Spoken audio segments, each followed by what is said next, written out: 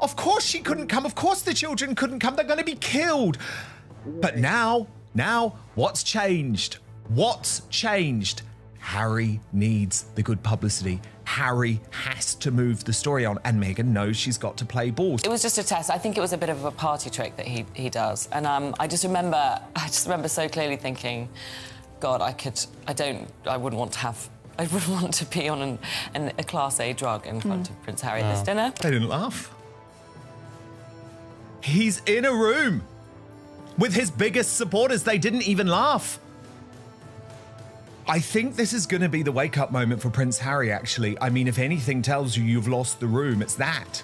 When your biggest supporters are no longer by your side. I mean, he stuck to the speech. I was actually furious by the end of it. I'm not going to play you any more other than this last bit, because he still believes that it's his place to lecture the world. They needed Meghan bound more than anything else because their stock is so bad right now. Everything they're doing is failing.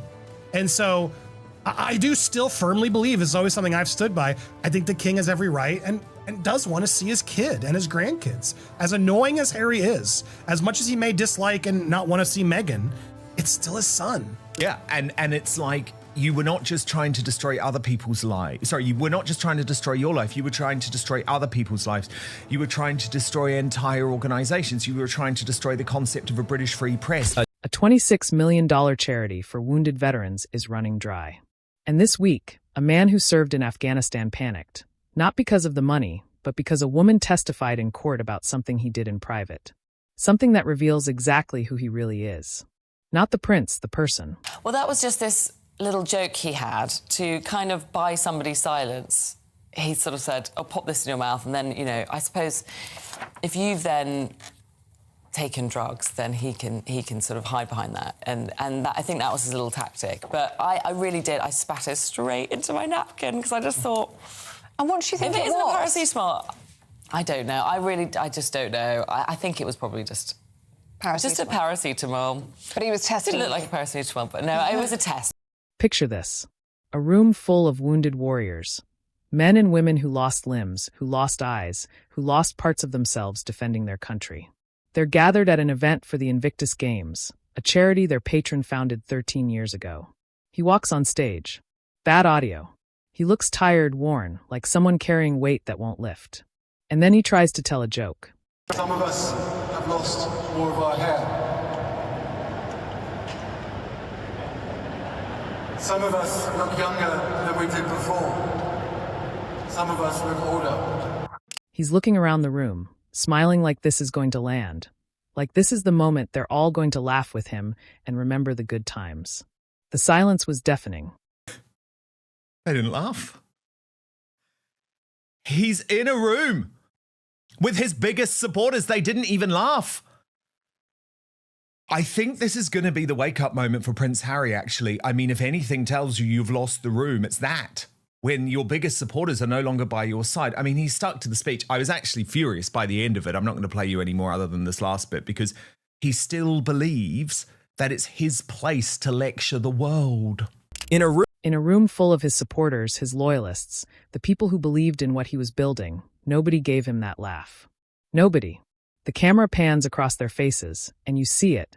The discomfort, the cringe. The moment everyone in that room realized this man doesn't understand his own audience anymore. See, these aren't people worried about hair loss. These are amputees, burn victims, veterans who've given everything, and he stood in front of them and made a joke about himself. Not to make them laugh, to make himself feel better, to remind them all that he's just like them, just struggling with vanity like everyone else. Except he's not like them, and they all knew it. What made it worse, what made people actually angry, is what came next. He kept going. But back then, he was joyful. His friendship circle was incredibly warm and open and kind, and it was a very relaxed and jolly time. And there was a little bit of an understanding that some of the things I saw or people around him saw wouldn't leak out into the press. And I think he kind of underestimates how much he was protected by both me, his friendship circle, who, you know, they weren't watertight, but, you know, they kind of protected some facts and maybe not others. And, yeah, I think he forgets all this now that he's looking through the lens of victimhood. He launched into this lecture about resilience and service, talking at them instead of with them, telling the world how they should solve their problems. A man who walked away from his family, from duty, from the institution he was born into, standing there telling wounded veterans about commitment. The hypocrisy wasn't accidental. It was performed. But here's what really got people. One interviewer, Alison Hammond from the TV network, had the easiest setup imaginable. She could have asked him anything real. The court case he'd just lost, the security nightmare, whether he'd even see his father, anything. Instead, she asked him, "Do your kids tell you they're proud of you?" And he said, "They tell me every day. You can see it in the room." Honestly, your kids and Meghan must be so proud of you. No, Do they tell you every day? They don't tell me every day that they're proud of me. No, they don't. Because they're not proud of you. She's not proud of you. She's using you, but she's not proud of you. It's almost so tragic that he can't see it. But then he has obviously made a decision to not acknowledge anything, to not try and apologize, to not try and win back public support. So his speech, his major speech, which didn't even have good audio, and I think he looked a mess. People bristle because they know his wife was supposed to be there. They know the kids were supposed to be featured. They know the whole thing was orchestrated as a family moment. And when the security demands didn't land, when the money didn't come through, when the palace said no, suddenly they vanished from the event.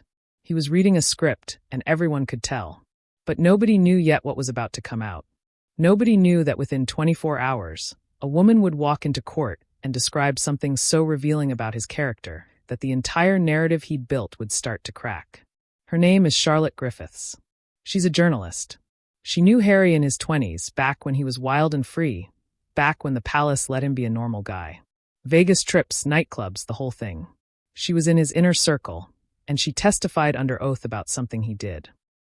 I was with him. I was with that lot in the late 20 noughties and early 2010s, in our 20s.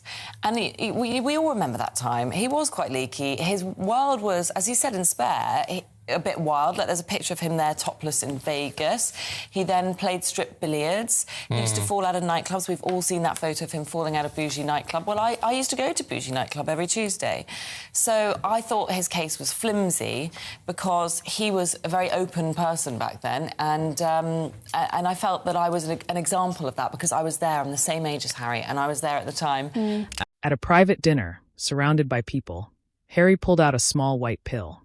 He held it up, looked at her, and said, "I'll pop this in your mouth." She spat it into her napkin. When she was asked in court what she thought it was, she said it was probably paracetamol. Top story should be this. Prince Harry slipped a white pill into a trainee journalist's mouth during a 2011 shooting weekend. Not one mention of it in today's top breaking news. That story ran earlier and has now conveniently slipped down the ranks. Matt Wilkinson, the journalist, works closely with the palace. He's left with many stories whereby the strong lines have been softened, as we say in the industry. But she also said something else that stuck with everyone listening. "I just don't know. I wouldn't want to be on a Class A drug in front of Prince Harry at a dinner." Think about that sentence. A woman in her 20s, in a room with people she trusted, and she was worried she might unknowingly take a drug in front of him. And that, I think that was his little tactic. But I really did. I spat it straight into my napkin because I just thought...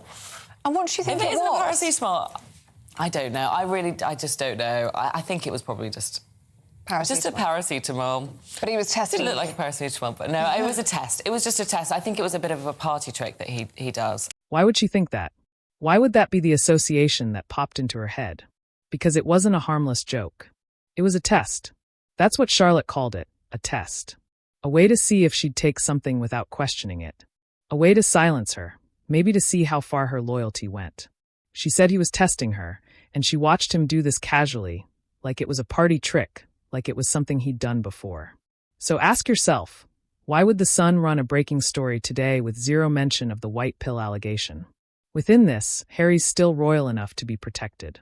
So ask yourself, why would The Sun run a breaking story today with zero mention of the white pill allegation? Within this, Harry's still royal enough to be protected. The Sun is a tabloid that thrives on stories exactly like this one, and yet silence. That's not journalism, that's access and narrative management. And actually, Pete Diner, what I've been seeing a lot of is access and narrative management, because woke ITV unbelievably decided that the story of Prince Harry yesterday, because remember the day before, P. Diner, it's just worth pointing out the context.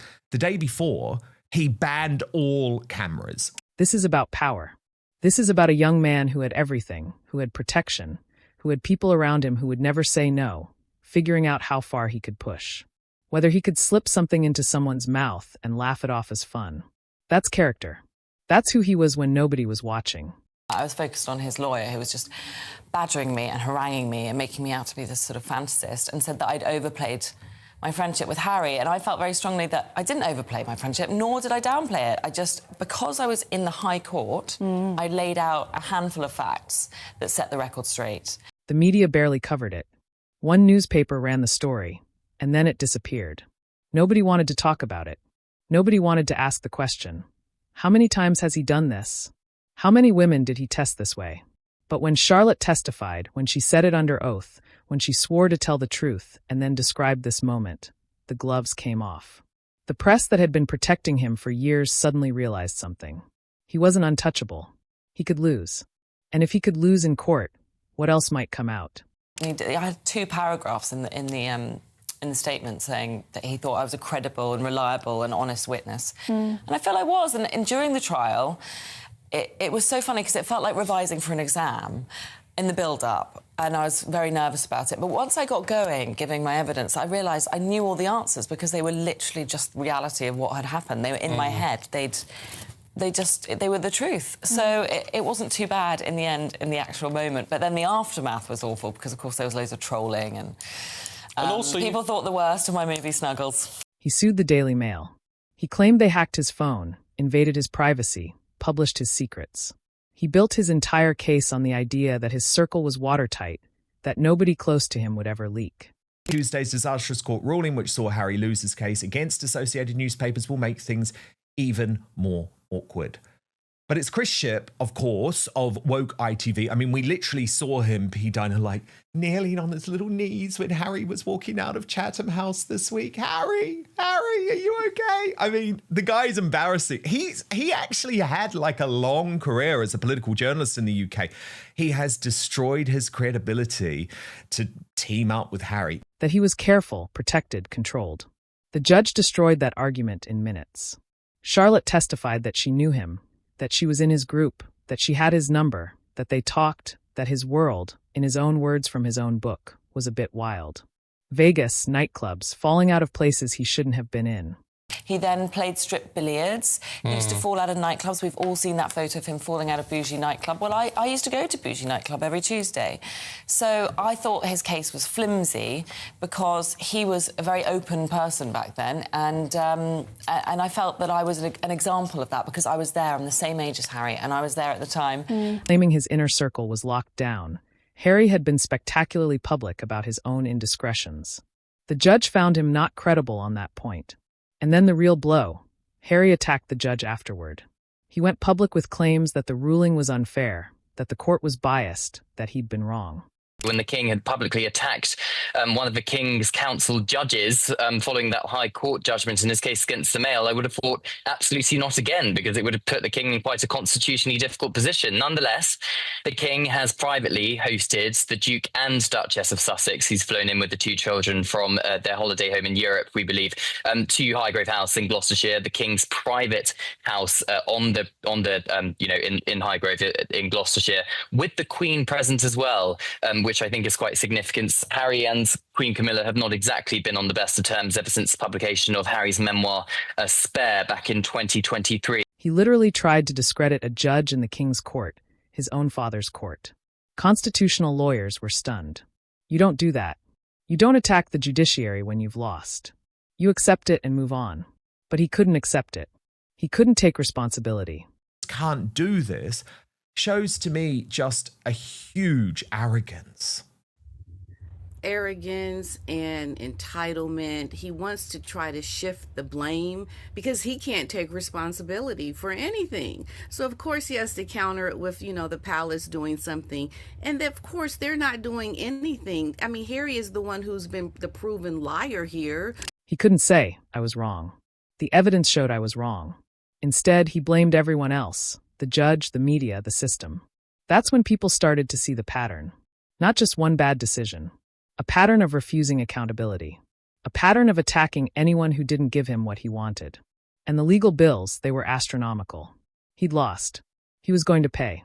I mean, it's been a very, very difficult week. He's got a very big legal bill from his failed legal action against Associated Newspapers. I mean, it's a welcome arm round the shoulder, I'd imagine. And that's when the real panic started. The Invictus Games are scheduled to return to Britain in Birmingham. That should be a triumphant moment for Harry. The Games remain the achievement most frequently cited, even by people who strongly criticize him. Invictus created a global platform for injured and sick service personnel. It gave veterans an opportunity to compete, travel, rebuild confidence, and reconnect with a military community they feared they had lost. That legacy is real, which is precisely why questions about the organization carry so much emotional power. Figures discussed in public reporting suggest that staging the Birmingham Games may require tens of millions of pounds. It was like £26,000 that still needs to be raised within this next year. So Harry's got a lot going on, and he's not helping to make it better. Estimates vary considerably depending on what is included, but the amount needed is substantial. At the same time, critics have pointed to a relatively limited number of announced private sponsors. There have also been reports of former partners stepping away, government commitments changing, and senior figures leaving organizing roles. He just brings too much negativity with his own life into something that's supposed to be positive. None of those events taken alone proves that the Games are about to collapse. Large international events regularly experience sponsor changes, leadership transitions, and complicated negotiations with governments. But together they create uncertainty. And I think the people of Invictus, they see all of that. They see all of the commotion around this person, this man who is supposed to be, bringing attention to them. And uncertainty is dangerous when an organization is asking corporations, taxpayers, and ordinary members of the public for money. Then came the financial figures that intensified the argument. According to numbers cited from the Invictus Games Foundation's publicly available accounts, direct grants to other veterans organizations declined significantly during one reporting period. Like, he can't seem to just make it about the people. Everything is about Harry, and I think the people who are doing the work resent that because they're the ones who are doing the hard work, who have suffered. And I think the people who are doing the work resent that because they are the ones who are doing the hard work, who have suffered. At the same time, the foundation's overall income reportedly increased. Its reserves grew, and expenditure in areas such as staffing, administration, or professional services attracted attention. Those figures require context. The Invictus Games Foundation is not identical to every local organizing committee responsible for staging an individual games. Well, this is also the countdown to 1 year to the Invictus Games, which everybody's lost track of. Nobody's talking about that. They're all talking about Harry's big loss in the UK, as well as the fact that he's not actually bringing the family. So this is a slight win they needed badly, and I'm kind of shocked that the king ultimately did do it. Maybe this was all just a redirect. He was tricking everybody so nobody would know where he was going to be when with the family, so he could get with it more carefully. I mean, maybe. It's interesting, though, that the palace is confirming it did happen. Money held in reserve is not automatically wasted money. Charities often maintain reserves to protect future operations, fund multi-year commitments, or survive unexpected losses of sponsorship. Executive positions are not automatically unnecessary. He wants to try to shift the blame because he can't take responsibility for anything. Legal and professional costs can also increase for legitimate reasons, especially when an organization is operating internationally. And there is no evidence in the figures alone that Harry personally took money from the charity or used charitable funds to pay his private legal bills. That distinction should be made completely clear, but the public reaction was not driven only by accounting rules. Harry and Meghan, I think at this point, are having so many problems behind the scenes, Dan, that this is why you see all this chaos on the front end here in the media, because there's so much happening that we don't see. It was driven by the emotional contradiction. A foundation created for wounded veterans appeared to be bringing in more money while distributing less through direct grants to outside veterans organizations. For donors, that creates a simple question. Why did those grants fall? Why did other costs rise? I mean, really, what's going to happen to Meghan if she shows up? They have security. It's not like they don't have it, and I think Meghan is just trying to get something that she's not entitled to get. What responsibilities are being funded from the reserves? How much money is being preserved for future games? And what direct benefit is reaching injured service personnel between the large international events? Those are not accusations of theft. They are reasonable questions about priorities. The comparison with other military sporting events made the situation even more sensitive. It's not about the people once exactly. again. And who's been overshadowed today, which is exactly what they wanted. But let's just take a little look at her, Pidina, because I think she looks lovely. Critics argued that Invictus had become extremely expensive per competitor when compared with smaller military sports programs. Supporters responded that Invictus is not merely a sports tournament. It includes international travel, accommodation, medical support, family programs, broadcasting, ceremonies, accessibility requirements, and global administration. Both points can be true. Invictus can be more complicated than its critics acknowledge and still be more expensive than donors expected. The danger for Harry was not simply that people were questioning the numbers. It was that his own controversies were becoming attached to the organization. Every court battle, every private flight, every security dispute. But of course, Peninnah, then we get the obligatory Meghan's coming. A few days ago, Peninnah, of course she couldn't come. But of course, Peninnah, then we get the obligatory Meghan's coming. A few days ago, Peninnah, of course she couldn't come. Of course the children couldn't come. They're going to be killed. But now, what's changed? What's changed? Harry needs the good publicity. Harry has to move the story on, and Meghan knows she's got to play ball. Every carefully managed interview. They all risk creating the impression that Invictus had stopped being a veteran story and had become part of the Sussex brand. And once donors begin asking whether a charity serves its mission or its famous patron, trust can disappear very quickly. Harry Meghan Spear writes, when all else fails, pull out the kids. Although they won't be seen by anyone, of course, but the noise is what matters. The noise will camouflage Harry's recent disaster. Harry needed to move the conversation away from money. Then, almost immediately, the conversation moved. Days before, Meghan had given an interview. She couldn't come to the UK. She said, the children couldn't come. It wasn't safe. They needed government-funded security, and without it, the trip was impossible.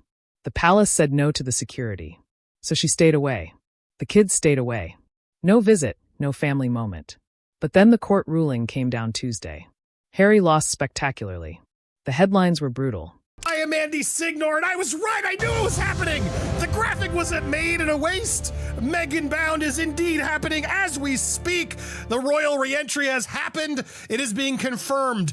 Prince Archie, Princess Elizabeth, and Meghan are reuniting with their grandfather, King Charles, for the first time in 4 years. He was humiliated, broke, and isolated. By Thursday, Meghan was on a plane. Suddenly, it was safe. Suddenly, they could fly in. Suddenly, the security situation that was impossible 3 days earlier was workable. The kids, who couldn't possibly be brought to the UK for safety reasons, were in a car heading to meet the king. Your audience saw it immediately. If you were to ask me on Monday afternoon whether I thought this meeting would take place, I would have told you absolutely no chance. So did the press. The security argument wasn't about safety. It was about leverage. It was about getting what they wanted. When they didn't get it, they walked. When he needed a win, she delivered. They leaked the arrival through the media. Sources close to the Duke and Duchess confirmed Meghan was coming, that the kids were coming, that a private family meeting was happening. Private. It's like almost weird, like they gave them this, okay, we'll tell them you were here. Okay, because that might leak, and we don't want to blame that on you. So let's get that out of the way. Fine. We'll acknowledge we met. They were here, and we're keeping it private. It's kind of a smart way to do it. Some people might be saying, why would they even give them that bone? But honestly, it's going to be easier to weed out that they spread more if they at least get that out, because someone might leak out the fact that they arrived and they were actually there. And rather than wonder, was that Harry who did it or somebody else? Now they got that out of the way, and now they can really find out, are more specifics going to come? But announced to everyone at the exact moment Harry's reputation needed CPR. And while this family drama was playing out, unfolding, dominating the headlines, while cameras were following them around, where was Prince William? At a polo match with his wife Catherine, working, supporting charity quietly, not demanding meetings, not staging reunions for the cameras. Prince William was not there. He was at a charity polo match in Windsor, supported by Princess Catherine. So they weren't there. There's no plans for the estranged brothers to reunite during the visit. So a lot of what we guessed happened. Not using a private moment with the king to rebuild his brand. Just doing the job. That's the contrast your audience felt. That's what made them angry. William shows up, does the work, stays quiet. Harry stages everything, demands everything, and when it doesn't work, he manufactures a moment. And Catherine was there for her husband. She doesn't make it about her, circumstances or whatever that she may be going through, but about the people. And Meghan and Harry have lost the plot completely, and Catherine, she outshines every single time. Oh, she does. Supporting him, being a partner, not orchestrating moves from California, not using children as PR tools, just present, just there. That's duty. Everything else is theater. King Charles made a choice that shocked people.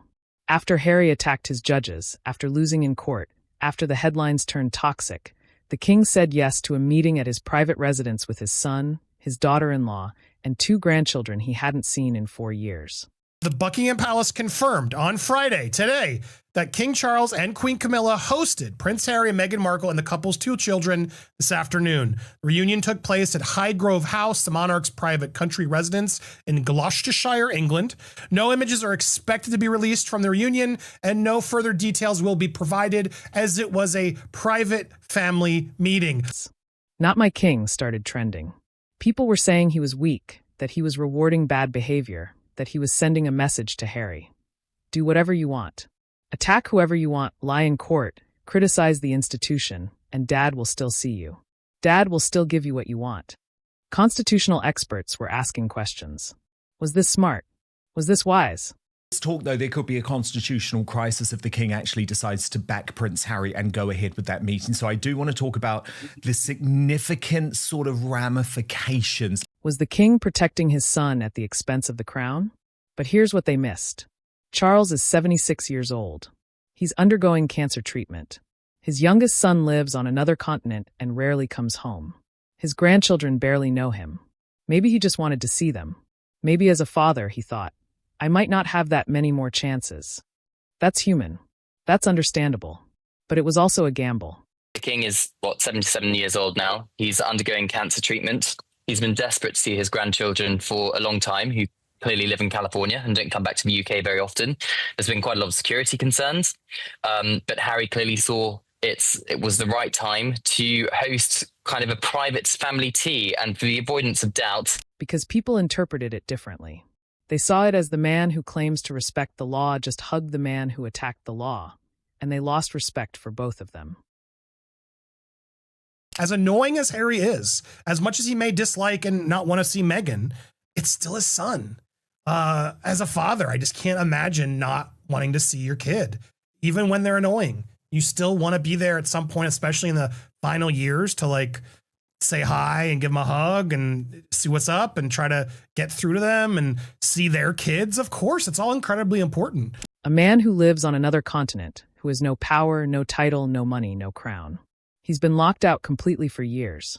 But a king who sits on a throne, who rules a nation, who commands armies, he gets a meeting. He gets a private family tea. He gets to see his grandchildren.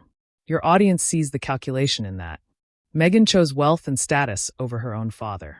Chance for very young grandchildren to meet their grandfather really for the first time in almost 4 years, one that's now, continuing cancer treatment even to this day, and one which lives the complete other side of the Atlantic. So I think from, Harry and Meghan's perspective, King Charles meets Prince George, Princess Charlotte and Prince Louis, that's Prince William and Catherine's children on a regular basis. It's something different. She chose a king over a parent. She looked at 2 men and decided which one was worth knowing her children. That's not about being busy. That's not about security concerns or logistics. That's about values. That's about where her priorities are. Thomas Markle has done interviews. He's spoken about the pain. He talks about not knowing his grandchildren. He talks about being excluded from moments he'll never get back. Birthdays.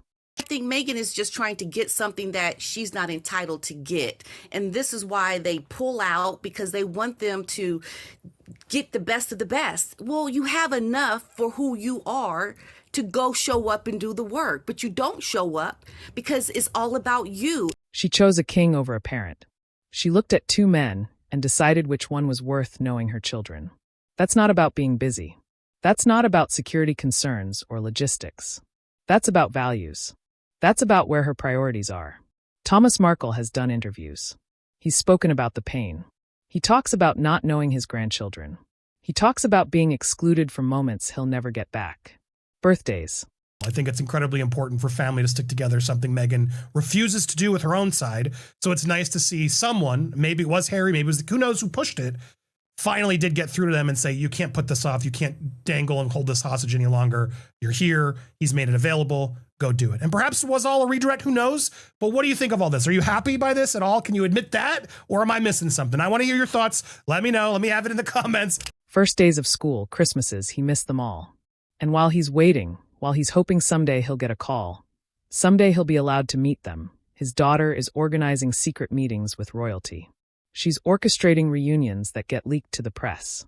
You know, they want to protect the children, but really, they're just in a bunch of chaos right now, and they don't know if they're coming or going. I have no idea if Meghan is even really going to even go see the king with these kids. Like, I don't, at this point, what is true? What is the truth of this situation with Harry and Meghan? She's building narratives around family togetherness while keeping the one family member who loved her unconditionally on the outside.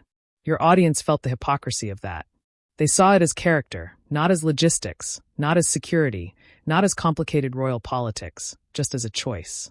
The full story doesn't end with a palace meeting. It ends with questions nobody's answered yet. The money, the character, the pattern, all of it connects. And the next video on your screen breaks down what it all means for what comes.